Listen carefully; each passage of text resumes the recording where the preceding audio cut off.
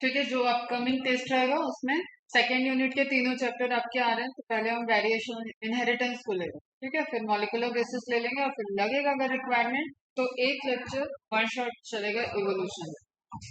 Variations की अगर हम प्रिंसिपल ऑफ इनहेरिटेंस और वेरिएशंस की बात करें तो इसमें सबसे पहले तुम्हें फोकस करना है जो स्टार्टिंग में साइंटिस्ट दिए हुए किसके बारे में है यूनिट के स्टार्टिंग में, दैट इज वॉटसन एंड क्रे। ठीक है, अब इतना तो याद रहना चाहिए कि किस यूनिट के पहले कौन से साइंटिस्ट हैं। वॉटसन एंड क्रिक के बारे में है जिन्होंने डीएनए के स्ट्रक्चर को हेलिकल मॉडल को दिया था और उसके लिए उनको 1962 में नोबेल प्राइज में मिला था। 1953 में उन्होंने दिया था एंड 1962 में नोबेल प्राइज मिला था। तो वट एवर द इंफॉर्मेशन जो यहाँ पे क्वेश्चन बनता है मैं उसको हाईलाइट कर रही हूँ।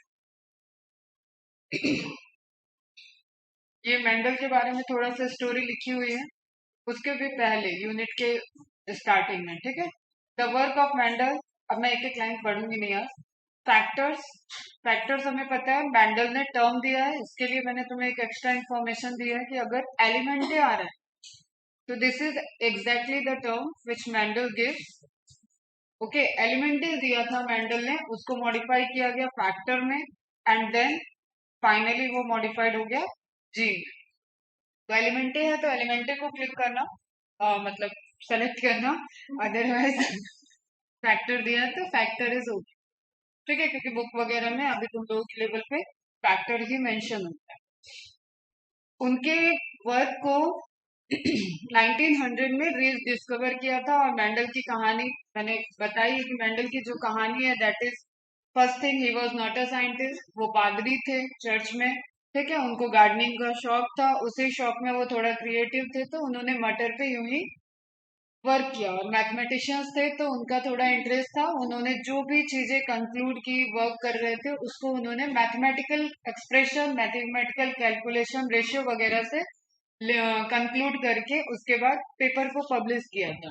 लेकिन उसी टाइम सेम एरा में डार्विन का ओरिजिन ऑफ स्पीसीज और सब कुछ चल रहा था, इवोल्यूशन थ्योरी चल रहा था। दैट्स वाई मेंडल के वर्क को एक तो रिकॉग्निशन नहीं मिला डार्विन की वजह से, एंड दूसरी मेन चीज जो थी कि बायो बायो के पेपर में maths first time statistical analysis हुआ। तो एक पूरा सब्जेक्टिव क्वेश्चन का इधर से बनता है कि what are the reason for the unsuccessful of Mendel and what are the reason why he was treated as a father of genetics। ठीक है, तो आपको कुछ साइंटिस्ट याद होंगे, father of genetics Mendel, father of modern genetics Bateson and father of analytical genetics TS Morgan. कुछ नहीं है, ठीक है, टीएस मॉर्गन जिन्होंने ड्रोसोफिला पे एक्सपेरिमेंट किया था वो फादर ऑफ एनालिटिकल जेनेटिक्स है, modern analytical genetics. And father of genetics Mendel and father of modern genetics Bateson. जो ऑप्शन में है उसके अकॉर्डिंग आपका आंसर होना चाहिए। ठीक है, तो अभी हम मेंडल की बहुत ज्यादा थ्योरी पे बात नहीं करते, क्यों डिनाई हुआ, क्यों एक्सेप्टेड हुआ, वो सब तुम लोगों को याद है। स्कोरिंग पॉइंट ऑफ व्यू से अपन थोड़ी बहुत बातें करते हुए चलेंगे। तो कुछ यहाँ पे मैंने तुम्हें एक पीपीटी भी प्रोवाइड कर रखी है, मतलब पीडीएफ में कन्वर्ट करके पूरे चैप्टर की साइंटिस्ट की लिस्ट। वो लिस्ट इंपॉर्टेंट है क्योंकि आप एक्स्ट्रा साइंटिस्ट के अलावा बहुत सारे इस चैप्टर में ही साइंटिस्ट मेंशन है। ओके, तो वॉटसन जी के बारे में कुछ चीजें दी हुई है, इसमें इंपॉर्टेंट है कि वो क्या थे, कहाँ थे वॉटसन एंड क्रिक, दोनों की अपनी अपनी डिग्रियां। ठीक है, बहुत यंग एज में ही उन्होंने डिस्कवरी की थी। एक्सरे डिफ्रैक्शन इनका टॉपिक था। किसका, क्रिक का पीएचडी का टॉपिक था। ठीक है, एंड उनको क्या क्या अवार्ड मिले वो यहाँ पे मेंशन है, that is important. And most important is 1962 Nobel prize. Mark होगा, इसको आप लोग पढ़ के ही जाओगे हमेशा, जब भी टेस्ट दो तो ये वाला पोर्शन आपको कवर करके ना आना। फिर आप देख लो कि पूरा वहां पे एक थ्योरी दी हुई है कि आप क्यों वंडर वंडर करते हो, क्या कि आप क्यों अपने फादर मदर जैसे रिजेम्बल्स दिखते हो, या हॉस्पिटल में जैसे मैंने एक कहानी बताई कि बच्चा होता है तब तक रिश्तेदार आके अरे ये पापा पे गया है, ये मम्मी पे गया है, शुरू हो जाता है, ये बुआ पे गया है, मौसी पे गया है। तो व्हाट इज द फैक्टर जो ये गया है डिसाइड कर। तो हमने पढ़ा अभी इवोल्यूशन, इवोल्यूशन में हम सब ओरिजिनेट हुए हैं सिंगल सेल से, ये हम जान रहे हैं। और हर स्पीसीज जो बायोडाइवर्सिटी में गई वो स्पेसिएशन के रिजल्टेंट फॉर्म हुई, ठीक है। और उसका कोर फंडामेंटल अगर एक आपको चूज करना है that is mutation, and second choose करना है तो, क्योंकि हम जानते हैं पहले स्टार्टिंग में सेक्सुअल रिप्रोडक्शन था, एंड सेकंड वन वेरिएशन का रीजन आएगा सेक्सुअल मोड ऑफ रिप्रोडक्शन। और इसके अंदर भी अगर आपको जाना है तो वेरिएशन कहाँ है, वेरिएशन कहाँ है, अरे जीन में तो है, कहाँ पे हो रहा है, what is the reason of variation. देखो जेनेटिक्स दो टर्म से मिलकर बनता है, एक है इनहेरिटेंस जो ट्रेड ट्रांसफर हो रहा है दैट इज जेनेटिक्स, एंड एक है वेरिएशन या हेरिडिटरी आप बोल लो, इनहेरिट हो रहा है, ठीक है। हेरिडिटरी जो इतिहास है जो पुराना, जैसे हम लोग बोलते हैं ना कि हेरिटेज है, ये प्रॉपर्टी हेरिटेज प्रॉपर्टी है, तो दैट इज लाइक कि जो एक लिंकिंग जोड़ रहा है, ठीक है, इतिहास है। तो हेरिटेज कैरेक्टर्स एक हो गए और एक वेरिएशंस उन्हीं हेरिटेज कैरेक्टर में आ रहा है। तो reason for the variation is the first is mutation and another one is sexual mode of reproduction. तो सेक्सुअल मोड ऑफ रिप्रोडक्शन में हमने फिर क्वेश्चन किया कि व्हाट इज द रीजन जो सेक्सुअल मोड ऑफ रिप्रोडक्शन में वेरिएशन ला रहा है।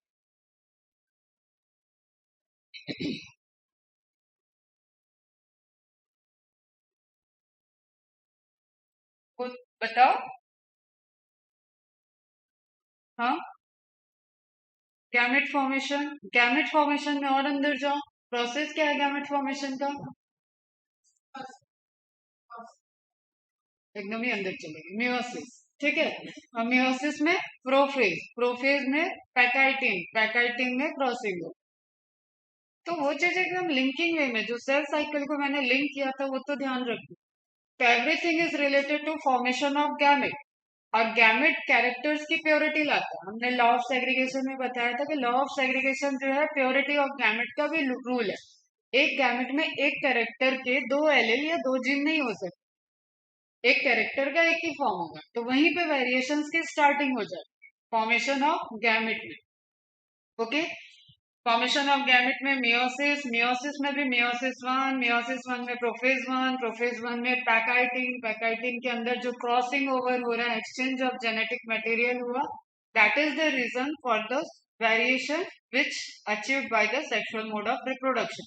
ये सारी कहानी जो मैंने बोली कि ये सेक्सुअल मोड ऑफ रिप्रोडक्शन में आएगी ही नहीं, okay.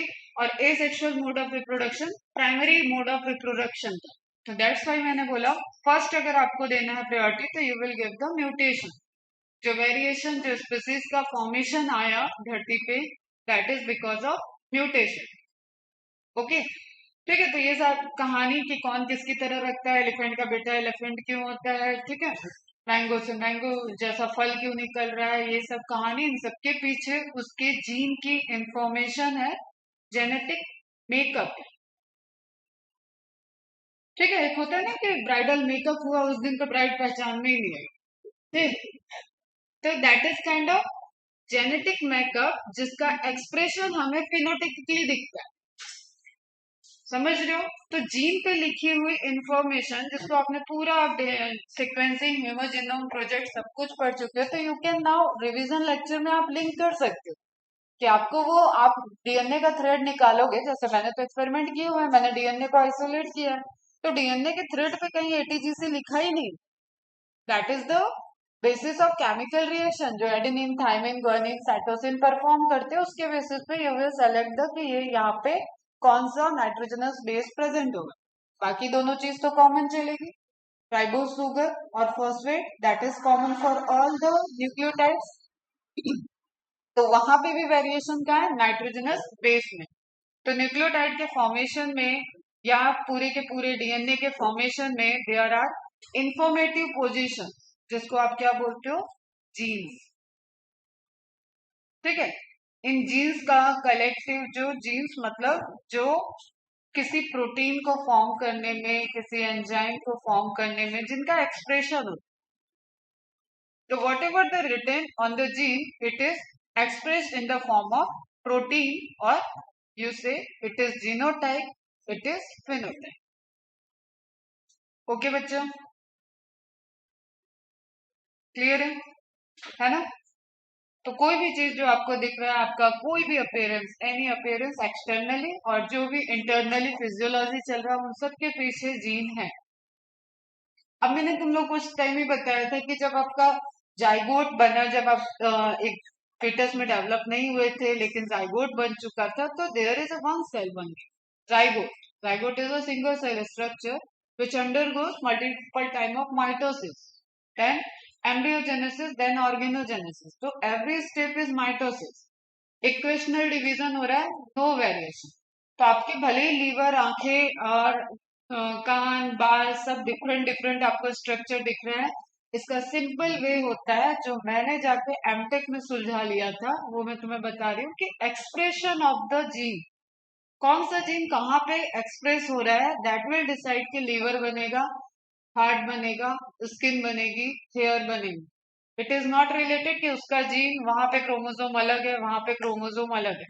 Chromosome, chromosome number, chromosome के अंदर gene, that is common through the body, सारी सेल में सेम है, लेकिन फंक्शनल पोर्शन एक्टिव कर दिया जाता है। सेम वे में इसको मैंने रिलेट कराया था कि अगर आप एक स्टूडेंट हो, एक बेटी हो, एक दीदी हो, ठीक है, आपके डिफरेंट डिफरेंट रोल है। तो जब आप स्टूडेंट की तरह हो, you are behaving like a student. जब आप दीदी की तरह होगे, आप अपनी दादागिरी दिखा रहे होगे, ठीक है। जब आप बेटी की तरह होगे तो आप सुन भी रहे होगे। तो आपका खुद का रूप है जो आप अलग अलग जगह बिहेव कर रहे हो। तो सेम वे में पूरी जेनेटिक मेकअप बॉडी की सेम है, कॉमन है हर सेल के अंदर, लेकिन वो लोकेशन ऑफ एक्सप्रेशन उसको डिफरेंट डिफरेंट फंक्शन करा है। तो that is the gene and genetics. Is it clear? अब हम डायरेक्ट चलते हैं थोड़ा सा मेंडल पे। अब जेनेटिक्स को भी अगर हम डिवाइड करें इतिहास में, तो तुमने देखा है कि इसको हम डिवाइड किए थे प्री मेंडेलियन, मेंडल के पहले जो अजीब अजीब सी थ्योरी थी, ये जिन्नी विन्नी वाली, ठीक, वो निकलेंगे। And then Mendelian genetics, and then post Mendelian. Okay बच्चों, तो प्री मेंडेलियन की बात करने की कोई नीड है क्या? Any requirement? जस्ट हम आपको साइंटिस्ट एक बार दिखा दे रहे हैं, वो आप थ्योरी और साइंटिस्ट आप देखो आपके पास नोट्स में है या नहीं है। Vapour theory, perforation theory, particulate theory, epigenesis theory, pangenesis theory and discovery of egg and sperm by Leeuwenhoek. Same है एंटोनी वॉन लिवेनहॉफ। और ये वही मैथ्स वाले पाइथागोरस जी हैं जिन्होंने पाइथागोरस थ्योरम दी। ठीक है, तो ऐसा नहीं है, मैथ्स और बायो का बड़ा पुराना रिलेशनशिप चला आ रहा है।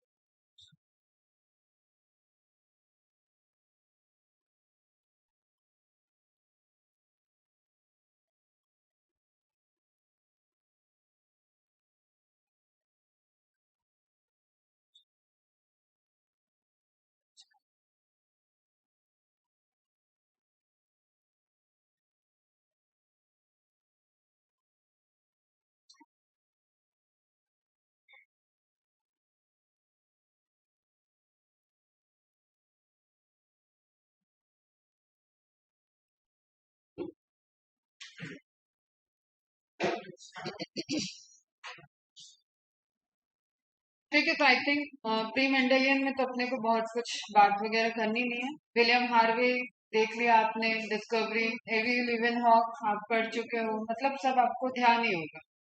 फिर भी नहीं ध्यान हो तो एक बार रिवाइज कर लेना।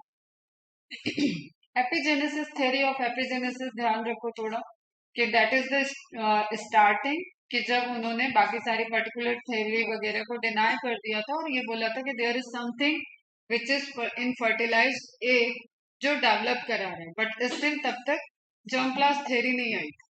ठीक है, तो फाइनली जर्म प्लास्ट थ्योरी से सब कुछ डिनाई और प्रूफ हो गया था कि हाँ there is different type of gamete, male gamete and female gamete which fuses and form the fertilized egg or zygote which develop into different different kind of character in a particular species too, variations के साथ वो develop। ठीक है, Mendel का year काफी important है, birth, death, recognition, work, ठीक है, rediscovery, paper publication, there is I think minimum 8 to 10 years तो है ही जो मेंडल से रिलेटेड है, उनको आपको ध्यान रखना है और मैंने नोट करा रखा है। एक्सपेरिमेंटल टाइम पीरियड, ठीक है, जैसे ये कैसे पादरी थे तो इनको काम दे दिया गया कि आप पादरी के साथ साथ आप वेजिटेबल को खेती गृहस्थी का, खेती का थोड़ा सा काम देखोगे, आप अपने इंटरेस्ट से चूज कर लो, तो इन्होंने वही चूज किया था। तो उस काम में अब चर्च में बहुत बड़ी जमीन, ठीक है, उस जमीन पे इन्होंने स्टार्ट किया कुछ कुछ वेजिटेबल्स वगैरह करने, और वहीं पे डिफरेंट वेराइटी ऑफ मटर लाए, जिसमें आपको कुछ अभी आती हूँ मैं कैरेक्टर्स पे, पहले ईयर पे ही फोकस कर लेते हैं। तो फिर वहां पे इनको अच्छा खासा टाइम लगा, इट इज नॉट लाइक कि कंप्यूटर में डाला और निकल गया। तो एक्सपेरिमेंटल टाइम पीरियड इनका 56 से 63 है। जो इनका प्रेजेंटेशन हुआ था, सबमिट किया था 1865 में, जो पब्लिश हुआ था दैट इज 1866, 1 ईयर लगा। मेरे भी पेपर को 2 साल लग गए, ठीक है। तो इट विल टेक, पेपर होता है, रिव्यू होता है, कुछ करेक्शंस आते हैं, कुछ अपडेट करके दोबारा सेंड करना होता है, एंड फाइनली पब्लिश होता है। तो एक पेपर तो 6 मंथ में आया था मेरा, जितना जल्दी आता है उतना लोकल जनरल समझ लो, लेकिन है वो भी इंटरनेशनल, ठीक है। एंड जिसमें जितना टाइम लगता है, जैसे एससीआई पब्लिकेशन अभी भी मेरे 2 लिख के रखे हुए, लेकिन मैंने कम्युनिकेट नहीं, ताकि उसकी थोड़ा सा टाइम चाहिए, थोड़ा सा खुद ही सेटिस्फेक्शन नहीं लगता है कि कुछ और मॉडिफाई कर दिया, मतलब थीसिस में तो सबमिट कर दिया बट पब्लिकेशन के लिए नहीं डाला।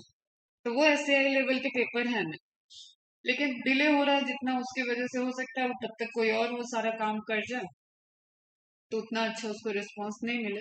बट ऐसा इतना टाइम लगता है, तो तुम ये ध्यान रखना, this is the presentation time, ठीक है, और 1 साल बाद उनका पब्लिश हुआ। तो his paper was first time publish in the proceedings of society, this is the general, जिसमें उनका पेपर पब्लिश हुआ था 1866। तो 56, 1822 बर्थ ईयर है, 15 से 56 से 63 वर्क ईयर है ऑन पी प्लांट। ओके, इसके अलावा भी जो इन्होंने काम किया था उससे अभी तुम लोग के लेवल पे नहीं मेंशन है, तो उसमें नहीं जाना। 65 में, 63 से 65 इनको लग गया लिखने और सबमिट करने में, मतलब उसको समराइज करना, कैलकुलेशन करना, उससे आउटपुट निकालना, कंक्लूड करना, एंड 66 में पब्लिश हुआ, ठीक है। प्लांट था पाइसम सेटाइवा, गार्डन पी है, नॉट द वाइल्ड पी, ये भी ध्यान रखना, स्वीट पी भी नहीं है, गार्डन पी है। अब इन्होंने जो लिया था दैट इज 34 वैरायटी, और कैरेक्टर इन्होंने देखे थे 7 कंट्रास्टिंग। अगर आपको कंट्रास्टिंग या कंट्रास्टिंग पेयर ऑफ कैरेक्टर दिया देन आंसर इज ओके 7।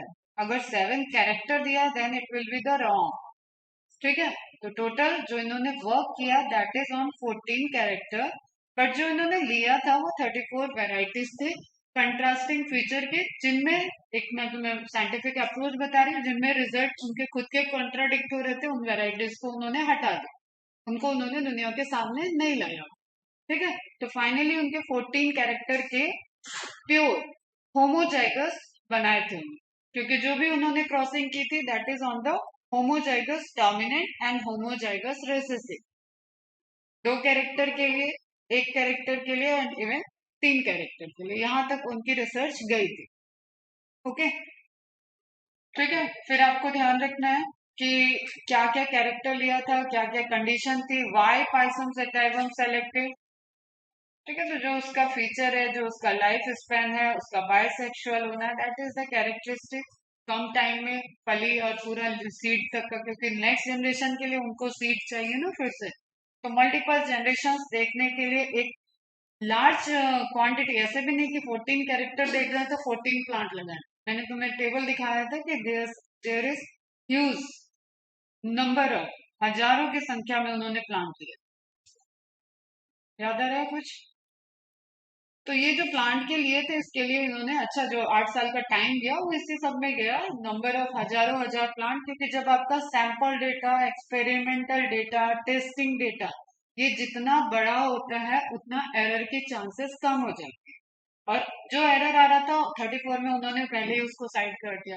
तो जो प्योर रिजल्ट दे रहे थे और फॉलो कर रहे थे मोनोहाइब्रिड क्रॉस में 3:1, 1:2:1 इस तरीके के रेशियो, उसको उन्होंने सामने रखा। फिर डाई हाइब्रिड क्रॉस में जो फॉलो कर रहे थे उसको उन्होंने सामने रखा। अब आपको एक सिंपल सा क्वेश्चन है कि क्या क्या उनके कैरेक्टरिस्टिक्स थे। मैं डायरेक्ट एनसीईआरटी की इमेज ले लेती, ये वाली है क्या एनसीईआरटी की?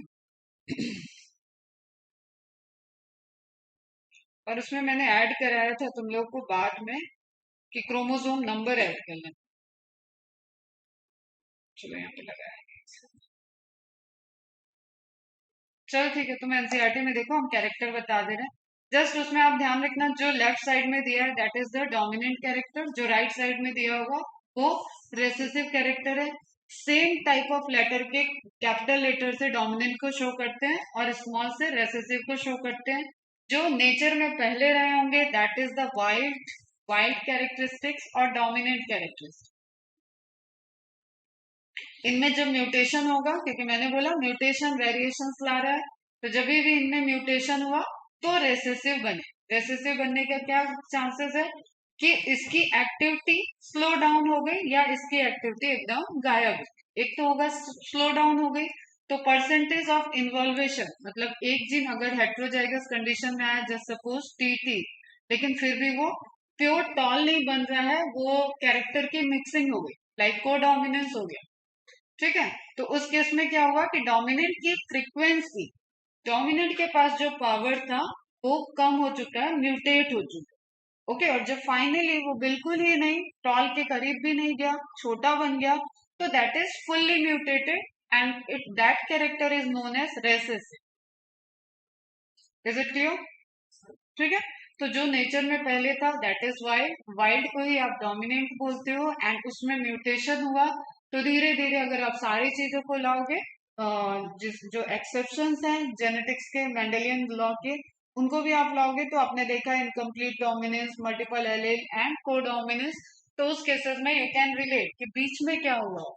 बट फाइनली जो पूरा ही उस कैरेक्टर से एकदम दूर और कंट्रास्टिंग हो गया, जैसे राउंड, रिंकल, ठीक है, कलर में पर्पल, व्हाइट, रेड भी देता है, रेड व्हाइट, तो जो भी कंट्रास्टिंग में एकदम चला गया, तो दूसरा वाला जो एक्सप्रेशन है वो हमेशा होमोजाइगस कंडीशन में ही एक्सप्रेस होता है, and that is recessive. Okay, तो कैरेक्टर उनके दो सीड पे थे, सीड शेप, सीड कलर, दो पॉड पे थे, पॉड शेप, पॉड कलर, दो फ्लावर पे थे, फ्लावर के लोकेशन, किस जगह पे फ्लावर है एंड फ्लावर का कलर, एंड एक पूरा का पूरा प्लांट पे था, प्लांट की क्या हाइट है। ओके, इसके एक एडिशनल इंफॉर्मेशन मैंने तुम्हें दी थी कि क्रोमोसोम्स जो हैं 7 क्रोमोसोम्स होते हैं, और 7 क्रोमोसोम में किस किस क्रोमोसोम नंबर पे क्या क्या कैरेक्टर प्रेजेंट है। तो फर्स्ट पे दो कैरेक्टर थे कलर के, flower colour and seed colour, तो ये क्रोमोसोम नंबर 1 पे है दोनों। 2 और 3 पे कोई कैरेक्टर नहीं था। फिर क्रोमोसोम नंबर 4 पे 3 कैरेक्टर थे, पॉड शेप, क्रोमोसोम नंबर 2 3 पे नहीं थे, 4, ठीक है, पॉड शेप, सीड शेप,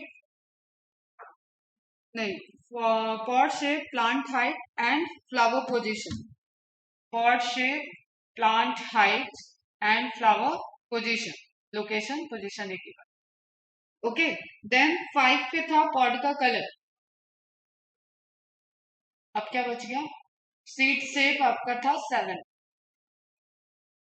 ठीक है, 6 पे, 2 पे, 3 पे, 1 2 3 4 5 6, ठीक, 2 3 6 क्रोमोसोम पे कोई कैरेक्टर नहीं था जिसको मेंडल ने अपने स्टडी में दिया। इसका मतलब ये नहीं कि इस पे कोई कैरेक्टर नहीं, क्योंकि मेंडल जब स्टडी कर रहे हैं तो वो यही देख रहे थे ना कि एक कैरेक्टर को एक टाइम, दो कैरेक्टर को एक टाइम। और आपको पता है कि जब पूरा पूरा क्रोमोसोम सेट जा रहा है तो कैरेक्टर तो सारे ही फिनोटिपिक एक्सप्रेस हो रहे होंगे। जब भी एक मटर का प्लांट बनेगा तो उसकी लीफ भी आएगी, उसकी हाइट भी आएगी, उसके फ्लावर का कलर भी आएगा, उसका सीड का शेप भी आएगा, पॉड का कलर, पॉड का शेप, सब कुछ आएगा। लेकिन मेंडल ने एक मैथमेटिकल अप्रोच रखा था कि एक टाइम पे एक कैरेक्टर, दैट्स वाई उस टाइम जो पैरेलली इस तरीके का वर्क कर रहे थे वो उलझ जा रहे थे, उनके कॉम्बिनेशन ज्यादा बन रहे थे, और वो मैथमेटिकल अप्रोच नहीं लगा रहे थे, और मेंडल ने परमिटेशन, कॉम्बिनेशन और प्रोबेबिलिटी को लगा दिया। एंड मैथ्स, बायो और केमिस्ट्री कहते हैं कि एक्सेप्शन इज ऑलवेज देयर। ठीक है, आप कुछ पढ़ रहे हो, किसी चैप्टर में कुछ लिखा है, एक बार क्लोमाइडोमोनास को प्रोटिस्टा में रख दिया, एक बार क्लोमाइडोमोनास को क्लोरोफाइसी में रख दिया, तो you have to give this approach की क्वेश्चन को देख के आपको सॉल्व करना है, क्योंकि वो भी करेक्ट है, वो भी करेक्ट। ओके, लेकिन मैथ्स एक बार एज्यूम करके अगर मैथ्स ने कुछ प्रूफ कर दिया है तो मैथ्स कहता है इसका कोई एक्सेप्शन नहीं है। अगर हम प्रोबेबिलिटी पॉइंट में भी निकाल के देखें कि देखो तो वहां पे 0.000 समथिंग भी आंसर आता है। और जब आप एडवांस लेवल पे जो बच्चे देते हैं वहां पे ऑप्शन ऐसा नहीं है, लेफ्ट वाले पे नहीं डिपेंडेंट होता है, राइट में कौन सा पॉइंट के बाद डिजिट आया वहां पे भी ऑप्शन है। तो that is level of accuracy. Exceptions कम होते हैं, फिजिक्स में एक्सेप्शन नहीं होते हैं, मैथ्स में एक्सेप्शन नहीं होते हैं, पहले ही अज्यूम कर लेते हैं कि condition is assume, suppose that. ठीक है, तो बायो में एक्सेप्शन है, तो ये एक मेंडल की खासियत थी कि वो मैथमेटिकल अप्रोच और एक एक को देख रहे थे, दैट्स वाई उनको एक सक्सेस मिली जो कि रिकॉग्नाइज उनके लाइफ टाइम में हुई नहीं थी। ठीक है, ट्रेड क्या क्या थे? फ्लावर कलर में purple and white, seed shape round and wrinkle, yellow and green seed colour, and green and yellow pod colour, and pod shape inflated है या कॉन्स्ट्रिक्टेड है, मतलब सोलन है या कॉन्स्ट्रिक्टेड है, height tall short axial turning. तो ऊपर वाले सभी आप देख लो, और आपके एनसीईआरटी में लेफ्ट कॉलम में जो लिखा है that all are the dominant. Okay, तो टोटल कैरेक्टर कितने हो गए बेटा? 14 total character, pair of character 7 pair, और सभी 7 पेयर में कोई भी ब्लैंडिंग कैरेक्टर उन्होंने नहीं लिया। Everything is very clear, contrasting feature. Clear?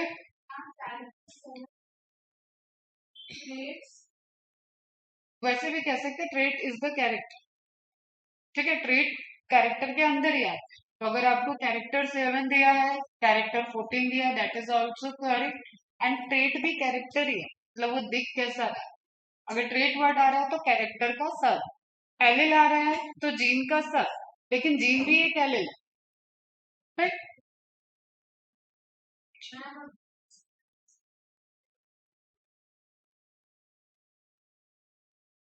कुछ सुनाई नहीं दे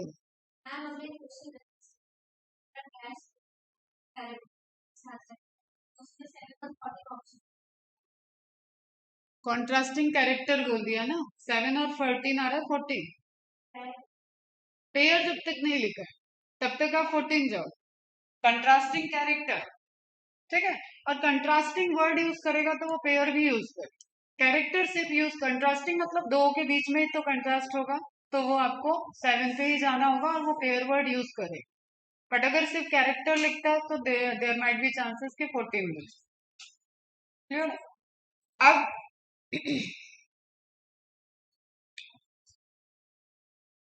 अब मेंडल के जो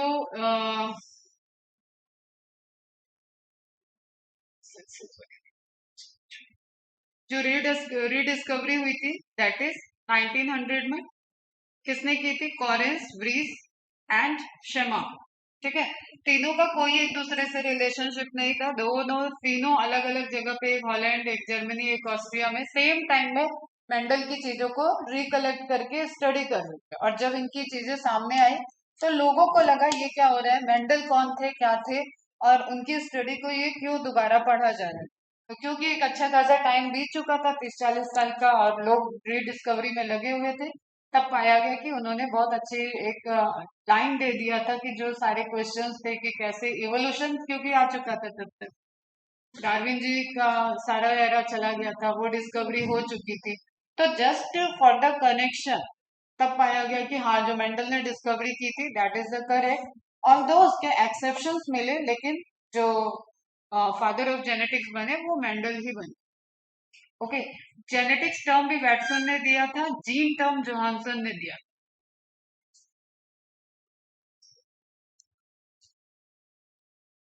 every McCarty, biochemical nature first stabilised by Avery McCarty. यहाँ पे हम कुछ टर्म्स लिखे हुए थे, उसको हम जस्ट फटाफट आपको रिवाइज कराते हैं। जीन, जीन जब आप बोलते हो तो बहुत अच्छे खासे टाइम में, मुझे तो कभी नहीं पता चलता था कि जीन है क्या, मैं तो फंस जाती थी। What is gene, what is locus, what is loci, what is allele, ये सब सॉल्यूशन हुए जाके बायोकेमिस्ट्री के लेनिंजर की, जब खुद इतनी मोटी बुक खरीदी है और एमएससी में जब पढ़ा है तब जाके ये सब रिजॉल्व हुआ। और लेनिंजर आपको भी पढ़ना पड़ेगा, मेडिकल बायोकेमिस्ट्री में भी वही चलती है। तो आपको वहां पे मिलेगा एक एक छोटी छोटी चीजों पे डेप्थ में और सारी डिस्कवरी सब बारे में, उसका केमिकल, क्योंकि इट्स नेम बायोकेमिस्ट्री। ठीक है, तो आपको पूरा फंडामेंटल से लेके हायर तक क्लियर हो जाता है कि वो किस तरीके से रेप्लिकेशन, ट्रांसक्रिप्शन, ट्रांसलेशन, इन सब पे 200-200 पेज है उसमें। अपने आप में वो 1600-1700 पेज की बुक है। ओके, तो यहाँ पे आप समझो जीन डीएनए पे ही है। डीएनए का सारा पार्ट इंफॉर्मेटिव नहीं होता है, डीएनए में सब कुछ नहीं है जो कोड हो रहा है। ह्यूमन जीनोम प्रोजेक्ट में कि 98 से 99% है जंक डीएनए। ओके, उसने प्रोटेक्ट कर रखा है इंफॉर्मेटिव डीएनए। डीएनए का वो पोर्शन जिसके पास इंफॉर्मेशन है कि क्या डिकोड करना है, क्या चीज कोड होना है, क्या चीज एक्सप्रेस होना है, that is gene. Part of DNA having a particular information. It can be different type. यहाँ पे थोड़ा सा आपको नॉलेज याद होना चाहिए। It can be rRNA, it can be tRNA. ठीक है, तो always the information is related to not the key protein synthesis. वहां पे 2 और आरएनए और इनफैक्ट और आरएनए भी होते हैं, वो भी वहां पे पड़े हुए, तो उनके सिंथेसिस की भी इंफॉर्मेशन डीएनए के पास होती है। बट हमें ध्यान रखना है, फिर एक टर्म मैंने बताया था सिस्ट्रॉन। जीन का वो पोर्शन जो प्रोटीन सिंथेसिस जो आप पढ़ रहे हो अभी कि ट्रांसलेशन होगा, एक्सप्रेशन होगा, फिनोटिपिक दिखेगा, that is the cistron. Okay, जिसके पास इंफॉर्मेशन है उन सबको आप कलेक्टिवली एक्सॉन बोलते हैं। एक्सॉन जो म्यूटेशन कर रहा है वो हो जाता है म्यूटॉन, और जो रिकॉम्बिनेशन कर रहा है वो हो जाता है रेकॉन। तो रेकॉन हो, म्यूटॉन हो, सिस्ट्रॉन हो, everything is gene and exon. जिसके पास इंफॉर्मेशन है दैट इज जीन। अब जो इंफॉर्मेशन नहीं है वो सब हो जाते हैं intron, intervening sequencing, and this is the characteristics of eukaryote. Okay बच्चा, तो हमें कहाँ पे वर्क करना है? जीन पे। जीन पे जब हम वर्क कर रहे हैं तो हमें ब्रॉडली सोचना है कि हाँ, हम फिनोटिपिक एक्सप्रेशन की बात करेंगे तो it should be related to cistron, specific रहना। It should be related to synthesis of mRNA only, क्योंकि mRNA is the RNA which translate into the protein. Translation सिर्फ mRNA का। ट्रांसलेशन के मैकेनिज्म में तीनों आरएनए चाहिए, एमआरएनए भी चाहिए, आरआरएनए भी चाहिए, टीआरएनए भी चाहिए। नेक्स्ट चैप्टर में उसकी बात करेंगे। ठीक है बच्चा, तो हैव इंफॉर्मेशन फॉर ट्रांसलेशन। जब ये ऐसे लिखेगा तो आपको पॉलीन्यूक्लियोटाइड और पॉलीन्यूक्लियोटाइड तो सभी होगा, मतलब न्यूक्लियस के न्यूक्लिक एसिड की चेन। ओके, जब आपको इंफॉर्मेशन फॉर ट्रांसलेशन लिखा है, आपको नॉलेज के लिए यहाँ पे ध्यान रखो, it is about the system. ठीक है, इंफॉर्मेशन, पर्टिकुलर इंफॉर्मेशन, तो आप कलेक्टिवली उसको जीन कह लो, एक्सॉन कह लो, क्योंकि अब मैं सब चीज पढ़ा चुकी हूँ तो इसलिए एक ही स्लाइड में मैंने वो सारी वर्ड आपको याद दिला। Okay, now what is locus? Locus is the location, locus is the like your home address.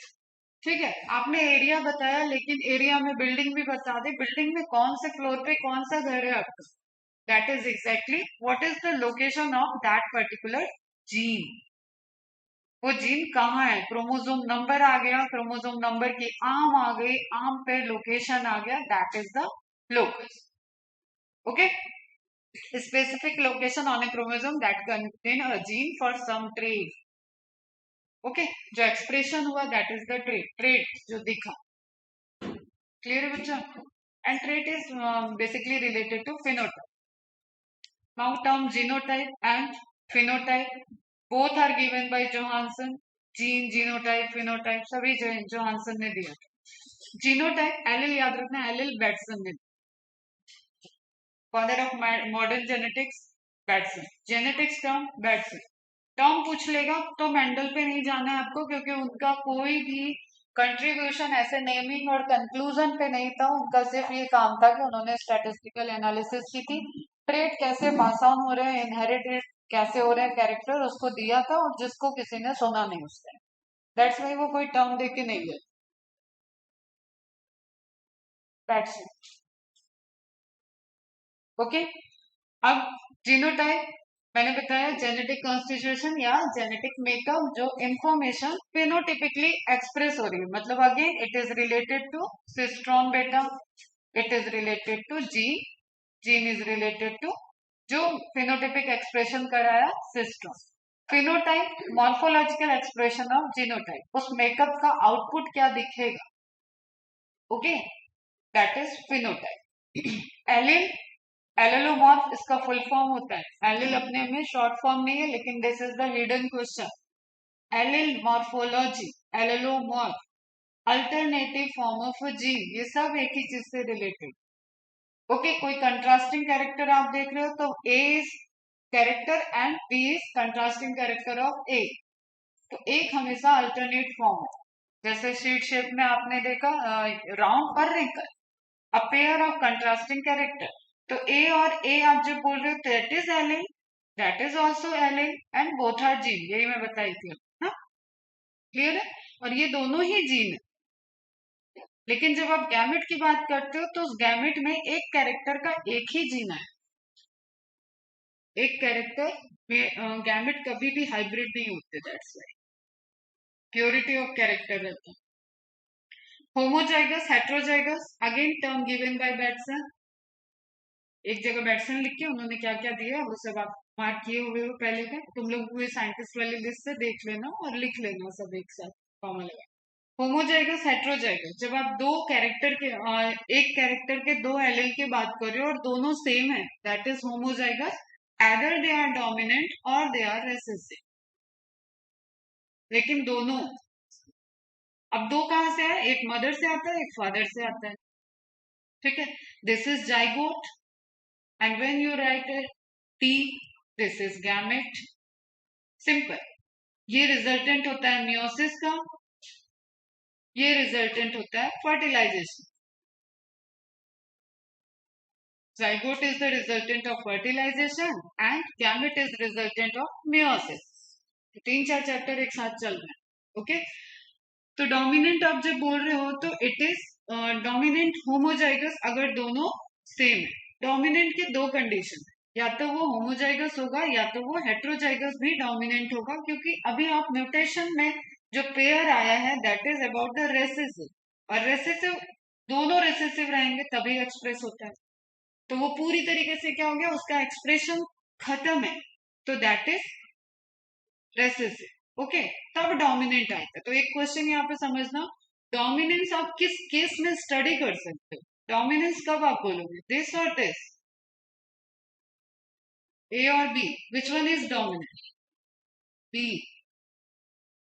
अरे तुम अपने भाई को अपने तुम बड़े भाई बहन हो, तुम अपने घर में जाके छोटे वाले को दबाओगे तब तो तुम्हारी डोमिनेंसी पता चलेगी, या तुम अकेले घूम रहे हो तो भी पता चल जाएगा कि you are dominant in your home.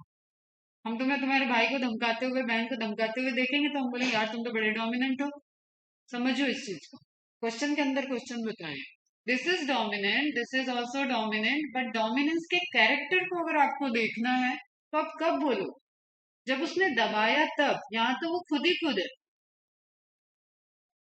तो ये भी डोमिनेंट है, इसका तो कैरेक्टर वही है ना, ये अपने आप में डोमिनेंट है, क्लियर, समझो क्वेश्चन को, समझो वैरायटी को समझो। तो डोमिनेंस की कैरेक्टरिस्टिक्स हमेशा आपको हेट्रोजाइगस में शो होती है कि वो डोमिनेंट है, इस डेफिनेशन को आप हेट्रोजाइगस कंडीशन में ही बोल सकते हो, although this is dominant homozygous, this is recessive homozygous, ठीक है।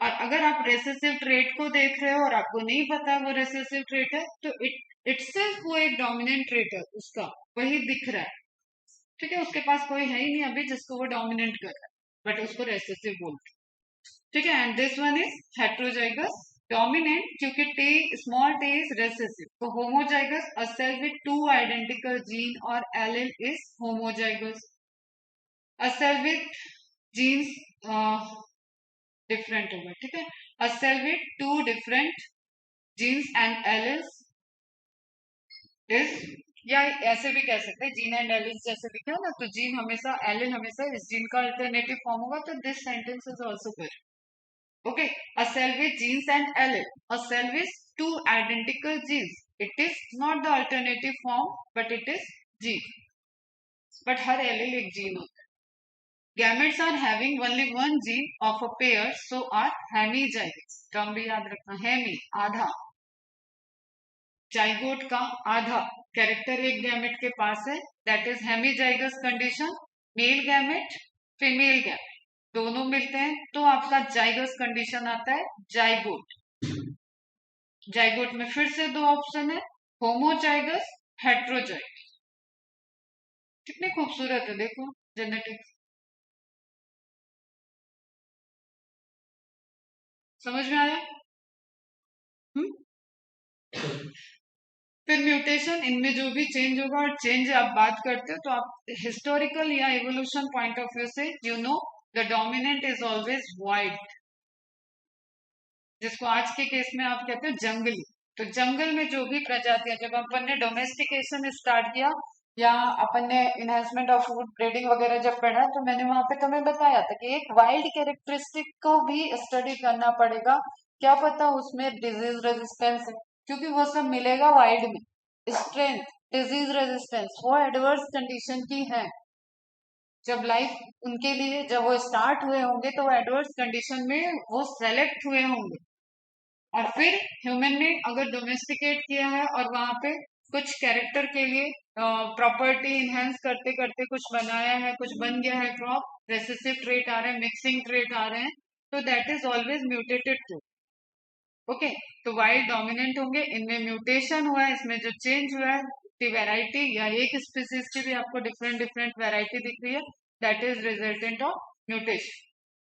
Heritable change in genetic makeup, sudden change होता है, अभी अपन ने तो ह्यूगो डिब्रीज का भी पढ़ लिया, ठीक है। हार्डी वेनबर्ग प्रिंसिपल भी देखा, वहां पे भी हमने देखा किन चीजों को कांस्टेंट रखना है, कैसे इनका इफेक्ट है, इवोल्यूशन में भी देखा।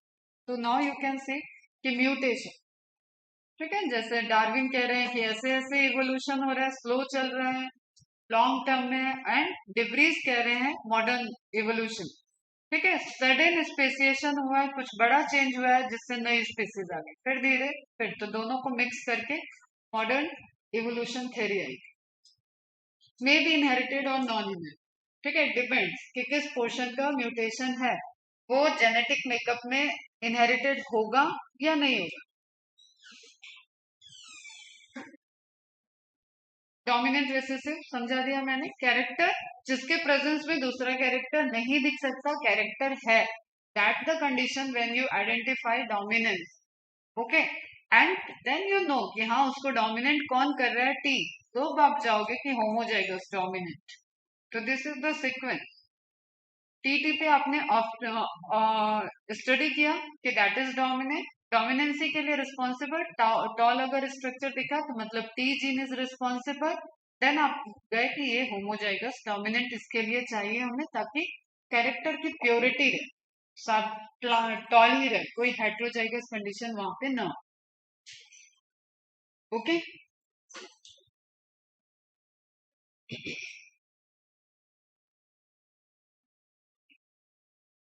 ओके, तो जो होमोजाइगस हेट्रोजाइगस में दोनों एक्सप्रेस हो रहा है वो डोमिनेंट हो गया, जो सिर्फ होमोजाइगस केस में एक्सप्रेस हो रहा है दैट इज रेसिस। नाउ एक इंपॉर्टेंट चीज है test cross, back cross, test cross, सभी जो आप यहाँ पे, अब हम थोड़ा क्रॉसिंग पे चलना पड़ेगा।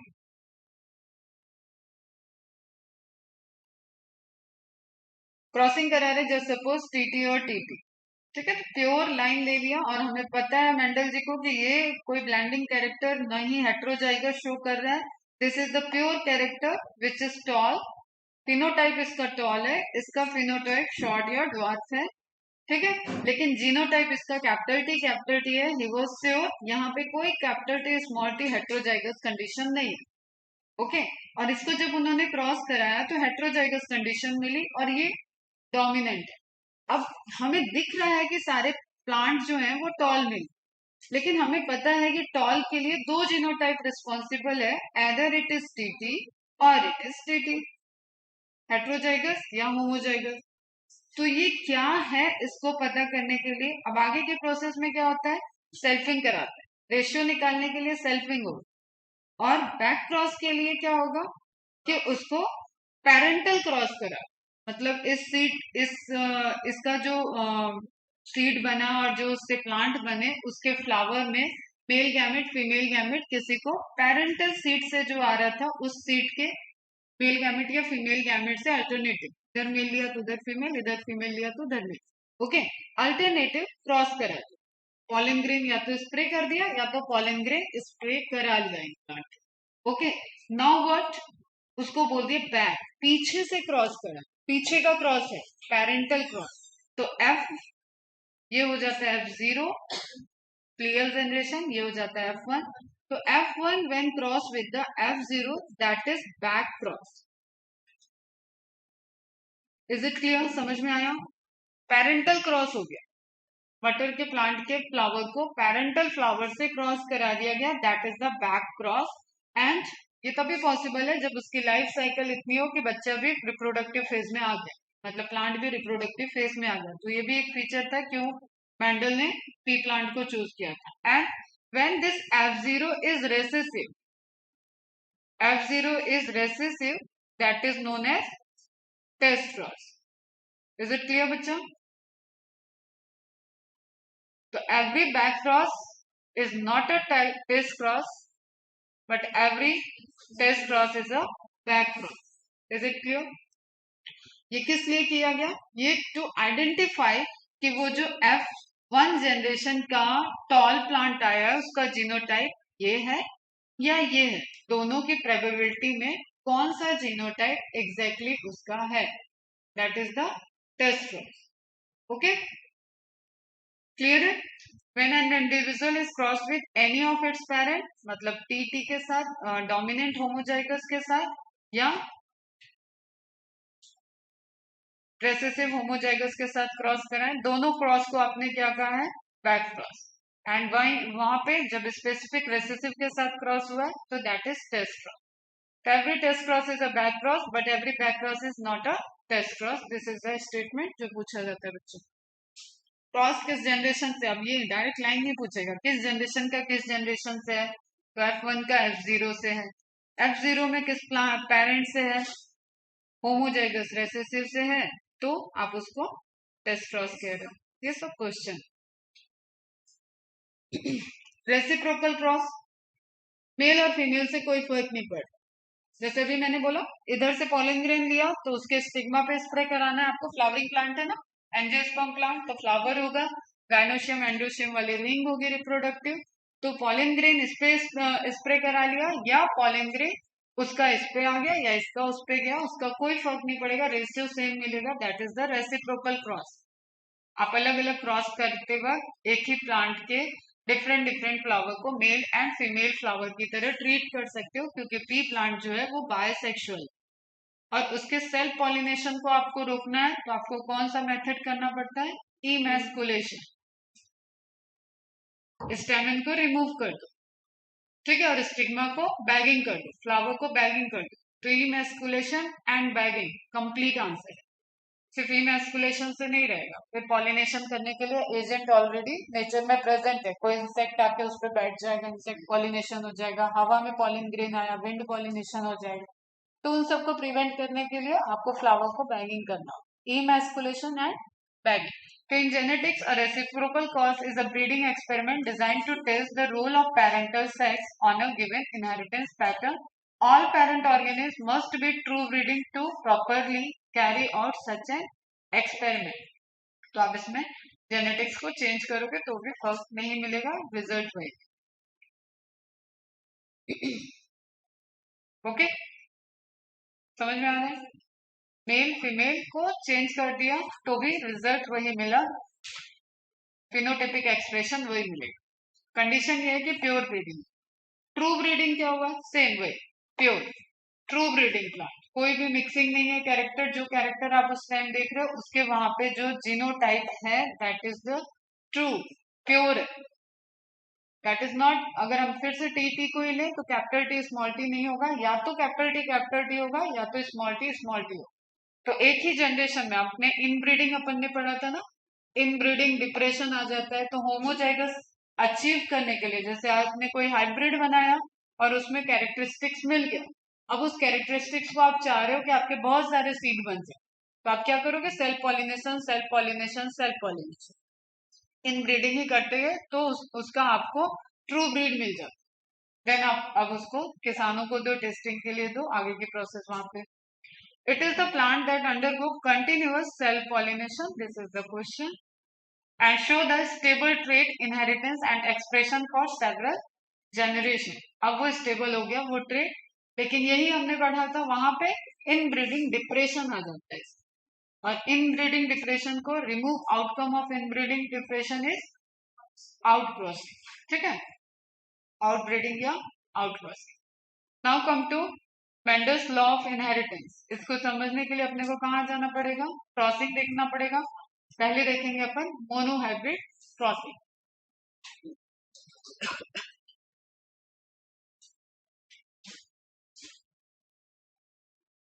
ये आपका प्रोबेबल क्वेश्चन है।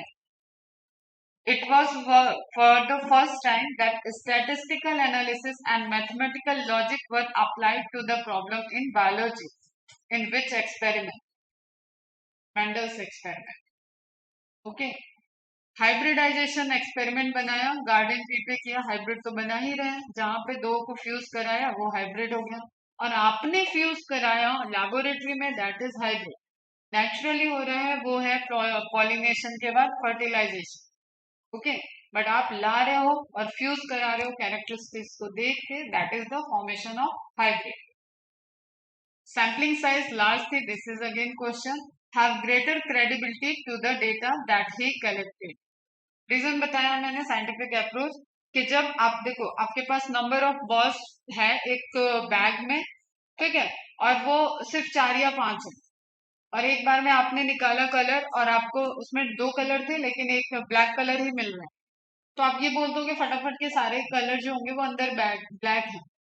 लेकिन अगर वो सैंपल साइज बहुत ज्यादा है तो वेरिएशन, प्रोबेबिलिटी ब्लैक के निकलने की और नंबर ऑफ कलर वो इक्वल हो जाए, ठीक है। It is always based on the probability. तो एरर कम से कम कब होता है, जब सैंपल साइज ज्यादा होता है। जब मैंने अपना एमटेक का पहला प्रोजेक्ट किया था, तब मैंने जो डिजीज ली थी, रेयर डिजीज पे, मेरे को रेयर काम करने में मजा ही आता है वैसे भी, तो रेयर डिजीज ले ली, अब डेटा ही नहीं मिल रहा है, एमटेक खत्म होने का टाइम आ गया।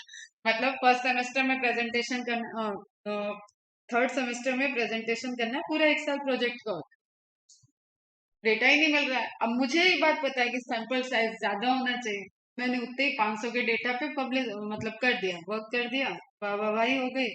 फिर मैंने खुद ड्रॉबैक बता दिया अपने मैम, मैम सैंपल साइज इतने पे काम ही नहीं होता, कोई नहीं एक्सेप्ट करेगा, ये बस यहीं पे वाहवाही ले सकते हैं।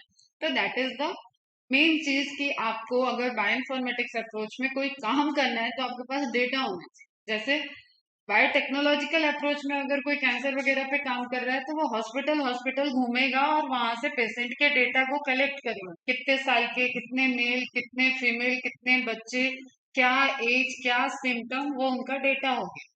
हम लोग क्या करते हैं, हम लोग डेटाबेस में जाते हैं और वहां पे डालते हैं, तो कैंसर वैंसर के तो भरपूर डेटा है, तो बहुत सारी डिजीज के भरपूर डेटा है, बट मैंने जेनेटिक डिसऑर्डर और लास्ट तक उसी पे लगी रही, पीएचडी में फाइनली जेनेटिक डिसऑर्डर के डेटा बढ़ाए करे और लिए, मिक्सिंग ऑफ डेटा लिए, तो उन सब से मुझे रिजल्ट तो मिल गया। बट क्या हुआ कि वो जो मैं तुम्हें बता रही, large sampling size should be there, ताकि आप चीजों को एक्सेप्शंस कम निकले, वैलिडेट कर सको strongly, okay, which give greater credibility to the data that he collected.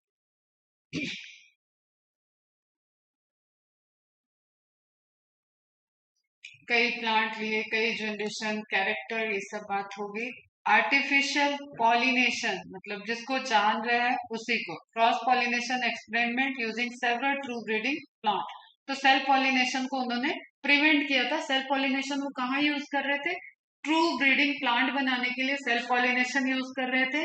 And जब क्रॉसिंग करा रहे थे और इनहेरिटेंस की जो उन्होंने कंक्लूजन दिया है उसके लिए उन्होंने क्रॉस पॉलिनेशन यूज किया। That is again a question. Okay, true breeding line is one that undergo continuous self-pollination. 14 true breeding character protein, तो plant भी कितने होंगे, 14 true breeding pea plant varieties. Okay, as pair which were similar except for one character with contrasting character. Some of the contrasting traits selected were, ये आपका हो चुका discussion. Okay, यहाँ पे आ गया। ठीक है, तो ये आपके सब इधर डोमिनेंट है, ये इधर recessive.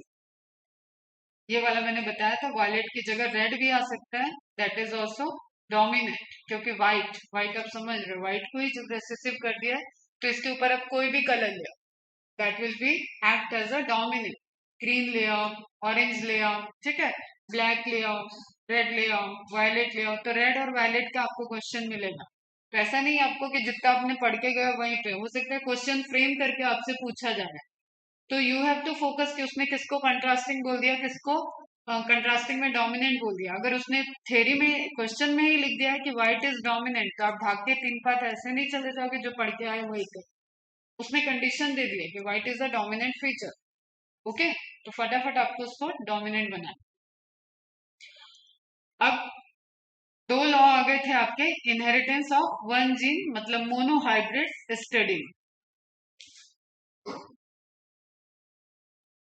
One gene mono hybrid तो बनेगा ही, क्योंकि वो क्रॉस पॉलिनेशन अपने अंडर कंट्रोल करा रहे हैं, that is the monohybrid. Okay, start किस पे करना है, हाइट पे ही, टॉल एंड ड्वार्फ जो मेंशन किया हुआ, और इसी एक्सपेरिमेंट को उन्होंने अलग अलग ट्रेड पे भी किया, तो रेशियो वगैरह सब उनको सेम आया। He collected the seeds produced as a result of this cross and grew them to generate plants of the first hybrid generation. कोई भी कैरेक्टर जो उन्होंने दिया, जैसे सपोज हाइट की बात कर दी, तो हाइट के इनहेरिटेंस पैटर्न को देखने के लिए उनको वेट करना पड़ेगा कि वो सीड लगाया, वो ग्रो करे, वो मैच्योर हुआ तो वो कितने हाइट तक ग्रो किया। दैट इज द फेज जो उनको वेट करना। ओके, और ये अंडर द कंट्रोल चल रहा था, experimental condition, environment, soil, nutrition सब उन्होंने मेंटेन कर रखा था। ये नहीं कि न्यूट्रिशन की ही कमी कर दिया और फ्लावर बन ही नहीं, इस तरीके की चीजें उन्होंने नहीं की थी। तो फर्स्ट हाइब्रिड जनरेशन तक जब वो एक्सप्रेस होगा तब आपको दिखेगा कि हाँ कौन सा कैरेक्टर आया। This is the filial one, F1, filial one, direct full form पूछ सकता है। Progeny, F1 progeny, all the F1 progeny were tall like one of its parent. कोई ब्लेंडिंग ऑफ कैरेक्टर आपको पेंडेलियन इनहेरिटेंस में नहीं दिखेगा। ब्लेंडिंग ऑफ कैरेक्टर, किसी भी कंट्रास्टिंग फीचर का ब्लेंडिंग कैरेक्टर नहीं था उनके किसी भी प्रोजेनी में, ये आपको ध्यान रखना है। Blending character is the exception of Mendelian's law. ठीक है, तो F1 प्रोजेनी मिली सब tall like one of its parent, क्योंकि एक पेरेंट टॉल था, नन वर डॉल। ये आपको दिख रहा है। अब मैं यहाँ पे थ्योरी नहीं पढ़ रही, मैं जस्ट आ जाती हूँ, फिर से तुम्हें फटाफट बताती हूँ।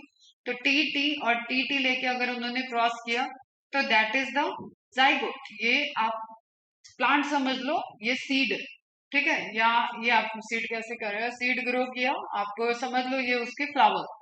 तो फ्लावर में तो जाइगोट डिप्लॉयड स्टेज चल रही होगी, तो गैमेट फॉर्मेशन इससे आपको करना है। गैमेट फॉर्मेशन, गैमेट में एक कैरेक्टर के दो जीन नहीं आ सकते हैं, तो यहाँ पे एक कैरेक्टर का एक जीन ले आओ, एक कैरेक्टर का एक जीन, तो दिस इज गैमेट। यहाँ पे कौन सी प्रोसेस हुई, मियोसिस। मियोसिस, मियोसिस से ये गैमेट मिला, यहाँ पे ये गैमेट मिला, इनका फ्यूजन हुआ, जाइगोट बना। Zygote is capital T small T. Okay, phenotype की बात करते हैं तो this is tall, this is dwarf, this is tall.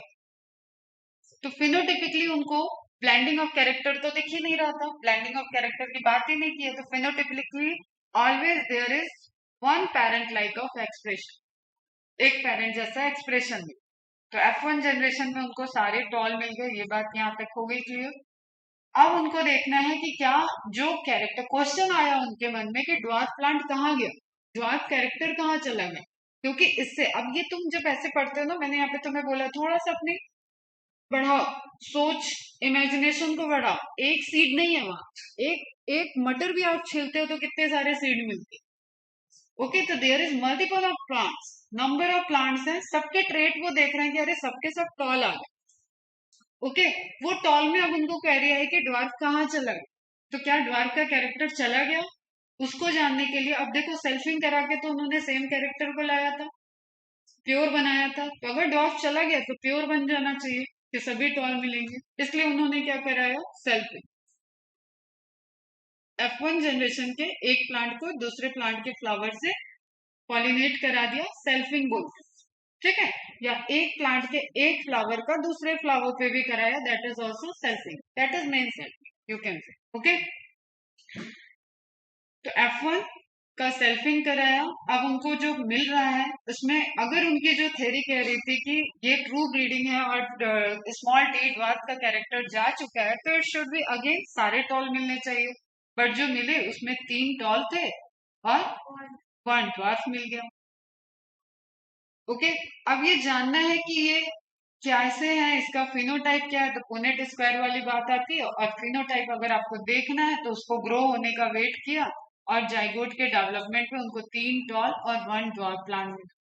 यहाँ पे अब बात आती है कि 8 जो टॉल था ये किसकी वजह से था, टीटी है या टीटी है। तो उसके लिए आप चले गए टेस्ट क्रॉस पे, ड्वार्फ के साथ क्रॉस करा दिया आपने, ये सारे एक साथ एक ही पे समझ लो, है ना। तो जो रेशियो आ जाता है that is about the 3:1 phenotypic ratio.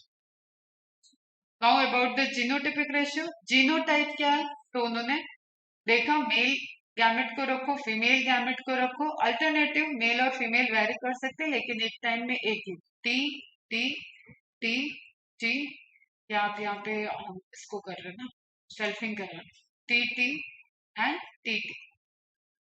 तो जीनोटाइप की प्रोबेबिलिटी क्या है, यही गैमेट आप आपस में फ्यूज करेंगे तो जाइगोट क्या बनेगा, capital T capital T, capital T small T, capital T small T, small T small T. Okay, ये सबसे सिंपल है मोनोहाइब्रिड, आपको दिख गया। डोमिनेंट वाला 3 ट्रेड दिख रहा है, 3:1, फिनोटिपिकली 3:1, जीनोटिपिकली 1:2:1। एक कैपिटल टी, एक small T and 1 is capital T small T. Is it clear? सबको क्लियर है ये बात? इसी को वहां पे तुम्हारे एनसीईआरटी में फिर दे रहा है, बाइनोमियल एक्सप्रेशन से रिलेट कर रहा है, जिसको तुमने भी देख लिया हार्डी वेनबर्ग प्रिंसिपल में। हार्डी वेनबर्ग प्रिंसिपल पढ़ाते वक्त मैंने पी और क्यू को डोमिनेंट और रेसेसिव कंसीडर किया था। P square plus Q square plus 2PQ आपको रिजल्टेंट मिल रहा था। Okay, this is binomial expression. वही यहाँ पे तुम्हें लिखा हुआ है, प्रोबेबिलिटी वगैरह बताओ। इज इट क्लियर यहाँ पे? तो यहाँ पे आपको एफ मोनोहाइब्रिड क्रॉस में लॉ कौन सा मिला, F1 जनरेशन में आपको मिलता है लॉ ऑफ डोमिनेंस, और जब आप उसको सेल्फिंग कराते हो तो लॉ ऑफ सेग्रीगेशन मिलता है।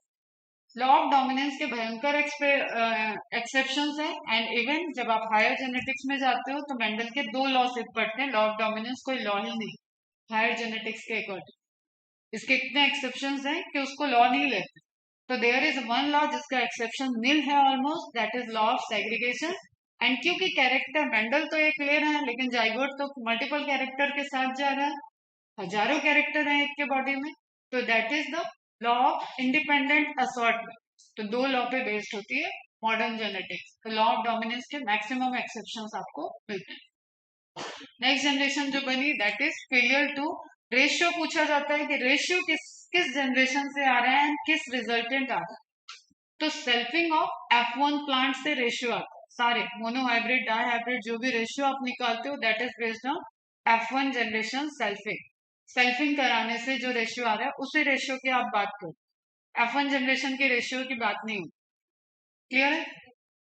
टेस्ट क्रॉस का रेशियो आएगा तो F1 का F0 से, तो F1 F0 अगर क्रॉस करेंगे तो again that is the F2 generation. Generation तो अगली जाएगी ना दूसरे लेवल पे, तो F2 जनरेशन, तो F2 जनरेशन के ही रेशियो को आप बात करते हो जब भी आप रेशियो दे रहे हो। लेकिन पेरेंट ध्यान रखना है, except the test cross back cross, parent आपका F1 में सेल्फिंग है, F1 into F1। तो 1/4 of the F2 plant while dwarf हो गया, and 3/4 of the plant is tall, that is the 1:3 या 3:1 का रेशियो। कोई ब्लेंडिंग नहीं आएगा किसी भी कैरेक्टर, जो भी 7 कंट्रास्टिंग फीचर आपने देखा वो प्योर है। क्लियर है बच्चा? देखो यहाँ पे कुछ पूछना है तो पूछो इसका पैराग्राफ से, तुम्हारी मार्किंग होगी, फटाफट देखते जाओ। Genes therefore are the unit of inheritance. Genes which code for a pair of contrasting traits are also known as allelomorph, slightly different from of the same gene. एक trait, एक character का different trait है या एक character का different expression है, slightly difference है, तभी तो आप दोनों को डिफरेंस बोल रहे हैं। अदरवाइज आप कैपिटल टी ही बोलते हैं, कैपिटल टी स्मॉल टी बोल रहे हैं, इसका मतलब है तो ये हाइट का ट्रेट, लेकिन कंट्रास्टिंग, एक टॉल है एक dwarf. Capital letter is use, ये सब क्वेश्चन है एकदम जो आपके वहां पे थे और हम बोल चुके पहले भी। Trait expressed at the F1 stage, मतलब डोमिनेंट के, small alphabet for the other trait जो आपको F2 जनरेशन में दिखेगा, सेग्रीगेशन की वजह से, law of segregation. Law of segregation के लिए मियोसिस का कौन सा फेज रिस्पॉन्सिबल है? क्रोमोसोम सेग्रीगेट कब होते हैं, अलग अलग कब होते हैं? फिर से गैमेट बनेगा ना, अगर आपने F1 को F2 से क्रॉस करा रहे तो आपको फिर से गैमेट बनाना पड़ेगा, एनाफेज। ठीक है, anaphase is the phase which decide the law of segregation and variation के लिए प्रोफेज 1। ओके बच्चा, for example in case of the character of height, T is use for the tall trait and T for the dwarf, T and T are alleles for each other. और ये लिखने के लिए मतलब आपको confusion न हो, दो अगर आप अल्फाबेट लेके चलोगे टी और डी तो it will create the confusion lots of, क्योंकि आप मोनो हाइब्रिड तक तो ओके रहता है, जैसे आप डाई हाइब्रिड, ट्राई हाइब्रिड, पेंटा हाइब्रिड तक जाते हो तो जेनेटिक्स में कॉम्प्लिकेशंस आता है और उस वक्त आप पुनेट स्क्वायर छोड़ के मैथ्स के फॉर्मूले पे आ जाते। ओके बच्चा, इसलिए वो दिखने में कॉम्प्लिकेट ना हो, लेटर सेम यूज करते हैं, जस्ट उसका कैपिटल एंड स्मॉल। तो मोनो हाइब्रिड क्लियर है। पुनेट स्क्वायर, पुनेट भी साइंटिस्ट थे जिन्होंने पुनेट स्क्वायर बनाया था। It is a graphical representation of zygote या फिनोटाइप, यू कैन से। ठीक है, जाइगोटिक जो प्लांट का एक्सप्रेशन जाएगा उसको एक्सप्रेस करने के लिए जो ग्राफिकल रिप्रेजेंटेशन करते हैं दैट इज पुनेट स्क्वायर या चेकर बोर्ड भी इसको बोलते हैं। किस में बनेगा? मैक्सिमम आप F1 में बना सकते हो, जब रेशियो की बात होती है तो F2 प्लांट का आप बनाते हो, उससे आप रेशियो को कैलकुलेट करते हो। It is a graphical representation to calculate the probability, this is direct question, of possible genotype of offspring in a genetic cross, क्योंकि जब आप लिखते हो दैट इज जीनोटाइप। ओके, और जब आप उसके मॉर्फोलॉजिकली स्टडी बोलते हो दैट इज फिनोटाइप। तो जब आप बना रहे हो पुनेट स्क्वायर तो आपने वहां पे जीनोटाइप लिखा है, कंपोजिशन लिखा है उसके गैमेट का, और female gamete and mail gamete and उसका क्रॉस। कितने स्क्वायर होते हैं इसके लिए मैंने क्या बताया था?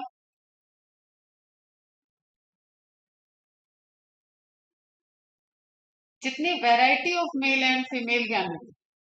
ठीक है, वैरायटी अगर टी है और टी है तो वैरायटी सिर्फ एक है। तो पुनेट स्क्वायर ऐसे ही बनेगा, चाहे आप इसको मेल बना लो या फीमेल बना लो, एक। Okay, 1 into 1 is equal to 1। Okay, अब टी है, इसके पास भी दो गैमेट की प्रोबेबिलिटी, अगर आपने इसको मेल ट्रीट किया तो यहाँ पे टी और टी की प्रोबेबिलिटी है, यहाँ पे भी फीमेल की तरह आप ट्रीट कर रहे हो तो भी इसके पास दो की प्रोबेबिलिटी। तो number of male gamete into number of female gamete, total number of boxes 4। That is the all possible combinations are represented in boxes below in the square which generates a square output form. Number of gamete कैसे decide करते हैं? 2 की power n, where n is the heterozygous condition, number of heterozygous condition। इस condition में heterozygous condition कितनी है? 1, अभी तो 2 बन रहा है, 2 की पावर 1। हेट्रोजाइगस कंडीशन टी और टी, हेट्रोजाइगस तो एक ही है ना, हेट्रोजाइगस कंडीशन 2 की पावर 2। तो ये वाला भी देख लो आप फिर से, जस्ट इसको आपका डायमंड शेप में बनाया हुआ है वही सारी चीजें। ये गैमेट को रिप्रेजेंट कर रहा है, ये गैमेट को रिप्रेजेंट कर रहा है, ये जाइगोट को रिप्रेजेंट कर रहा है, जीनोटाइप को रिप्रेजेंट कर रहा है। तो capital T small T, capital T small T, capital T small T, capital T small T, capital T small T, capital T small T, capital T small T, capital. तो this is the F1 generation. पता है हमें सारे के सारे हमें क्या मिलते हैं, heterozygous dominant. Now about the selfing. Selfing कराया capital T small T, capital T small T. Again वही बात है, प्रोबेबिलिटी हो गई आपकी 4 स्क्वायर बनेगा। अब 1 capital T 1 small T, another 2 is capital T small T. Okay, तो 1:2:1, this is the genotypic ratio. और एक्सप्रेशन तो तीनों का इन तीनों का टॉल है, इन तीनों का, ठीक है, इनका टॉल है। तो एक्सप्रेशन मतलब फिनोटिपिक रेशियो 3:1। किस जनरेशन में मिला, देखो जो जो हम बोल चुके हैं वो सब आपको यहाँ पे जस्टिफाई हो जाएगी। F2 जनरेशन के चेकर बोर्ड में पता चल रहा है रेशियो। F1 जनरेशन में आप देख रहे हो लॉ ऑफ डोमिनेंस। अगेन आप लिख लो, ये लॉ ऑफ डोमिनेंस आपको F1 जनरेशन में ही मिल गया। लॉ ऑफ सेग्रीगेशन आपको सेकेंड जनरेशन में मिल, मतलब वो कैरेक्टर कहीं खोया नहीं था, वो सेग्रीगेट होगा। और उसकी कंडीशन अब ये हो गई है कि वो जब होमोजाइगस रेसेसिव कंडीशन में आएगा तभी अपने को एक्सप्रेस करेगा। ठीक है, अब ये जितना भी परसेंटेज वगैरह दिया हुआ है इसको आप देखो फटाफट।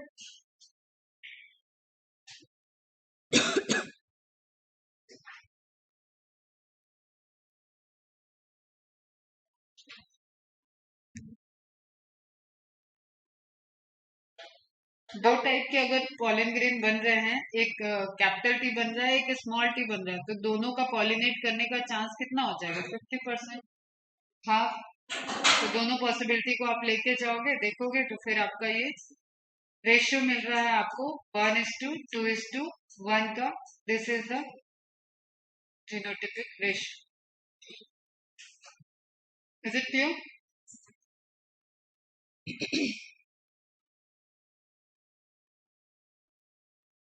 ये लॉ ऑफ डोमिनेंस आ गया कि only capital T tall is expressed, मतलब टी को, स्मॉल टी को उसने टोटली सप्रेस कर दिया, रिप्रेस कर दिया। डॉट कैरेक्टर्स पे डोमिनेट हो गया, तो लॉ ऑफ डोमिनेंस हो गया। It is true due to this dominance of one character over the other that all the F1 are tall through the genotype is capital T small t, and in the F2 3/4 of the plants are tall through the genotype is 1/2 are TT and 1/4 are capital T capital T। Okay, तो दो genotype का आपको expression same लिखा है, वही चीज calculation. अब ये आपका पूरा एकदम सेंटेंस वाइज आपको तैयार हो, क्या वो कह रहे हैं। This lead to a phenotypic expression 3/4 tall. अब ये जब आप ऐसे देख रहे हो ना, इसी को हम हजारों के रेशियो में भी कर सकते। प्लांट कितने हैं उसकी प्रोबेबिलिटी, ये जरूरी नहीं है कि यहाँ पे 4 प्लांट है, 4 जाइगोट की बात हो रही है। तो दैट इज जितने भी हैं उस पर्टिकुलर पॉपुलेशन में, जैसे 1000 का हमने सैंपल लिया तो 200 ड्वार्फ है क्या, हाँ ठीक है, ठीक है। इस तरीके से आप देख रहे हो कि बाकी के अब चले जाओ, ऐसे तो यहाँ पे 250 हो जाना चाहिए और 750 आ जाएगा आपका कि आपको टॉल में। तो नंबर ऑफ प्लांट आप यहाँ पे नहीं डिसाइड कर, परसेंटेज पॉपुलेशन में परसेंटेज ऑफ प्लांट टॉल कितने हैं, परसेंटेज ऑफ प्लांट ड्वार्फ कितने, तो that is not related to number. ठीक है, ये बाइनोमियल एक्सप्रेशन की जो बात की वो वाला पैराग्राफ है। यहाँ पे भी देखो कुछ नहीं समझ में आ रहा था कुछ।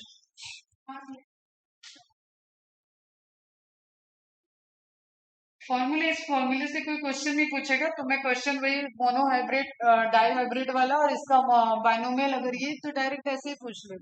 बाइनोमियल एक्सप्रेशन उसको ओपन करोगे तो तुम्हें उसी तरीके से मिलेगा, t² plus 2tt plus t²। इसी का फॉर्म उसमें लाइक 1/2 1/4 इस तरीके से करके, ठीक है। तो ये आपका हो जाएगा, ये 2 ये 1 ये 1, 1:2:1।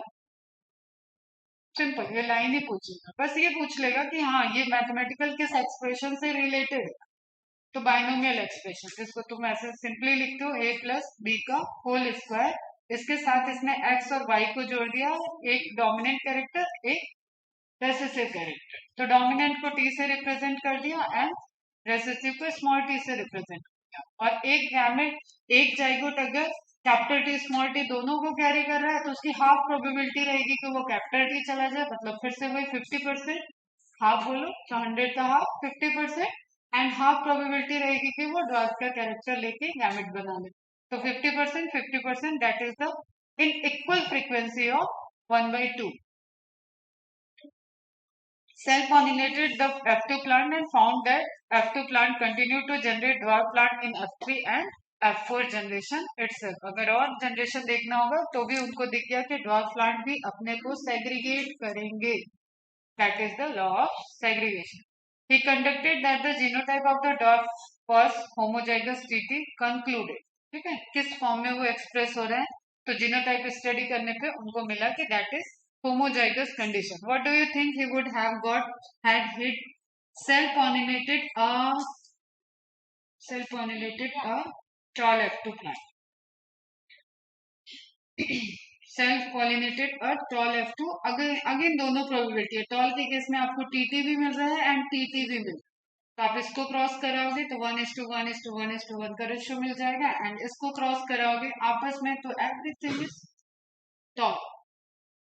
ओके, एंड इसके केस में आपको कैपिटल स्मॉल टी भी मिलेगा, जैसे जस्ट लाइक आपका कैपिटल टी स्मॉल टी है तो वही 1:2:1 वाला, तो 1 जो है दैट इज स्मॉल टी. तो F2 प्लांट को अगर आपने सेल्फ पॉलिनेटेड कराया, टॉल दे रहा है, तो टॉल में F2 प्लांट में अगेन हमें मिला था दो, बीच में एक 3:1 मिला है फिनोटिपिक में, उसके लिए हमें पता है 1:2 वाला पहला वाला रिस्पॉन्सिबल है टॉल के लिए. तो सेल्फ पॉलिनेट कराने के लिए आपके पास दो कंडीशन है, एक तो डोमिनेंट वाला सेल्फ पॉलिनेट करा ले, एक हेट्रोजाइगस डोमिनेंट वाला सेल्फ पॉलिनेट करा ले, तो दोनों के रिजल्ट अलग आए. अब कैपिटल टी देख लो, चलो इसके बोलने तो नहीं समझ में आया. कैपिटल टी में प्रोबेबिलिटी एक ही टाइप के गैमेट की बननी है, एदर मेल या फीमेल, तो टी और टी को क्रॉस कराओगे तो ऑलवेज टी मिलेगा. तो all are the homozygous dominant. इस केस में आपको कोई हेट्रोजाइगस कंडीशन या ड्वार्फ प्लांट मिलेगा ही नहीं सेल्फिंग कराने पर. And capital T small T को जब आप करा रहे तो फिर प्रोबेबिलिटी आपकी 50-50% होगी मेल और फीमेल वाली, तो अगेन आपको 1:2:1 की बात आ गई, तो आपको ड्वार्फ मिलेगा. तो क्या कंडीशन दिया हुआ है उसको एकदम अच्छे से क्लियर समझ. From the preceding paragraph, it is clear that though the genotypic ratio can be calculated using mathematical probability by simply looking at the phenotype of a dominant trait, it is not possible to know the genotypic composition. That's why हम क्या कहाँ जाते हैं फिर test cross में. That is, for example, whether a plant form from F1 or F2 has capital T और capital T small t. देखो test cross कभी आपको टीटी की तो करने की जरूरत ही नहीं, इट इज नोन, या आर है या वाई है, इट इज ऑलवेज नोन कि ये होमोजाइगस रिसेसिव कंडीशन में ही एक्सप्रेस हो जाए. तो टेस्ट ट्रस्ट किसके लिए किया जाएगा, डोमिनेंट के जीनोटाइप को जानने के लिए कि either it is homozygous dominant और इट इज हेट्रोजाइगस डोमिनेंट, जो पहले भी बताया मैंने, तब टेस्ट क्रॉस आता है. Therefore, to determine the genotype of a tall plant at F2, Mendel crossed the tall plant from F2 with a dwarf plant. किसी भी, या तो वहीं पे ड्वार्फ प्लांट को ले लो या तो आप पेरेंटल करा लो. पेरेंटल यू नो कि हाँ ड्वार्फ है तो ड्वार्फ तो हमेशा प्योर ही होगा ना, दैट इज द कैरेक्टर जो प्योर होमोजाइगस से ही आएगा, एक ही condition. This is called a test cross. In a typical test cross, an organism showing a dominant phenotype and whose genotype is to be determined is crossed with the recessive parent instead of self-crossing. मतलब F1 को F0 से cross करा ले, या F2 में, क्योंकि F1 में आपको कोई ड्वार्फ मिला नहीं है, तो आप F2 में कराओगे तो F2 में F2 के आप डोमिनेंट और ड्वार्फ को करा. ओके, अगेन वही बात है, ये अब कौन सा डोमिनेंट होगा ये आपको पता चल जाएगा ड्वार्फ से अगर आपने उसको क्रॉस कराया दोनों कंडीशन में. इसका भी एक इमेज है, इसी पे बात कर लेते हैं फिर से दोबारा. प्रोबेबिलिटी है, या तो वो कैपिटल डब्ल्यू होगा, या तो वो कैपिटल डब्ल्यू स्मॉल डब्ल्यू होगा। कैरेक्टर क्या है? फ्लावर का colour. Capital W represent the purple colour and small W represent the, मतलब कैपिटल डब्ल्यू और small W represent white colour. हाँ पता है, ठीक है। तो कैपिटल डब्ल्यू है या कैपिटल डब्ल्यू स्मॉल डब्ल्यू का कॉम्बिनेशन है। दिख तो रहा है आपको पर्पल, मतलब डोमिनेंट ट्रेट है, लेकिन उसका जीनोटाइप क्या है? तो इसको क्रॉस कराने के लिए आपको यहाँ पे तो कोई अभी मिला नहीं है। This is 100%। जब आप ट्रू ब्रीडिंग में क्रॉस कराओगे तो 100% डोमिनेंट मिल रहा है, तभी आपने बोला लॉ ऑफ डोमिनेंस। ओके, 100%। उसने एकदम एक्सप्रेशन ही होने दिया। एक भी प्लांट में कैरेक्टरिस्टिक्स गाज की नहीं आई, या एक भी प्लांट में फ्लावर व्हाइट वाले नहीं आए। ओके, अब उसको क्रॉस कराना है तो या तो वो जैसे कंडीशन तो टेस्ट क्रॉस की यहाँ पे दी है, तो दोनों ही होमोजाइगस रेसेसिव होंगे। और कैपिटल डब्ल्यू से अगर क्रॉस कराओगे तो देख कैपिटल डब्ल्यू अपने आप में डोमिनेंट है, तो वॉट एवर द कॉम्बिनेशन, एक स्मॉल डब्ल्यू तो आएगा ही इधर से। प्रोबेबिलिटी यही है, कैपिटल डब्ल्यू है और कैपिटल डब्ल्यू स्मॉल डब्ल्यू है, तो एक ही कंडीशन है कि डब्ल्यू डब्ल्यू ही बनेगा, capital W small W zygote में। ओके, पूरे पुनेट के स्क्वायर बनाने की भी इस कंडीशन में जरूरत नहीं होती। जब तक वेरिएशन ऑफ गैमेट नहीं है तब तक आप पुनेट स्क्वायर मत बनो। एक ही गैमेट इधर मिल रहा है, एक ही गैमेट इधर मिल रहा है, तो इसके चाहे जितनी बार क्रॉस कराओगे बनेगा यही। तो W W W W W W, और इन सभी केस में आपको पता है कि डोमिनेंट ही एक्सप्रेस कर रहा है, तो आपको कंप्लीट डोमिनेंस मिलेगा कब? जब वो हेट्रोजाइगस होमोजाइगस डोमिनेंट रहेगा। ये वाला फर्स्ट वाला केस। और सेकंड वाला केस क्या कह रहा है? अब यहाँ पे डब्लू के दो डब्लू होने के चांसेस हैं, कैपिटल डब्लू और स्मॉल डब्लू, और इधर एक ही डब्लू के चांसेस, तो it will form W W and W. Okay, variety एक प्लांट में वैरायटी के चांसेस है, ये तो अपने आप में स्मॉल डब्ल्यू है, तो उससे एक ही गैमेट की वैरायटी बनेगी, दैट इज स्मॉल डब्ल्यू। तो जब ये वाला केस हुआ तो अभी आपको जीनोटाइप पे जाने की दोनों में ही जरूरत नहीं है, आपको यहाँ पे व्हाइट फ्लावर दिखेंगे, एंड दिस इज 1:1 रेशियो। ठीक, डाई हाइब्रिड में 1:1:1:1 1:1 वहां पे भी आप ध्यान रखें, वेरिएशन आपको इक्वली डिस्ट्रीब्यूटेड मिलेंगे। तो ये वाला जो क्रॉस हुआ दैट इज टेस्ट क्रॉस, और इससे पता चल गया कि F1 जनरेशन की जो डोमिनेंट की कैरेक्टरिस्टिक्स थी वो होमोजाइगस डोमिनेंट है या हेट्रोजाइगस डोमिनेंट। आज तो कहीं नहीं जाना है तुम लोग को, कॉलेज वगैरह ब्रेक ले लो, फिर डाई हाइब्रिड को देख लो। तुम लोग को ओवर तो नहीं हो रहा है? समझ में आ रहा है ना? तुम लोग का ठीक चल रहा है उधर? हाँ, समझ में आ रहा है यश? 5-10 मिनट का ब्रेक ले लो, फिर अपन देख, डाई हाइब्रिड देख लेते हैं, एक्सेप्शन भी थोड़े बहुत देख लेते हैं। एक दिन हम सारे न्यूमेरिकल कराएंगे, अगर कल तक भी थ्योरी चलती है तो परसों न्यूमेरिकल।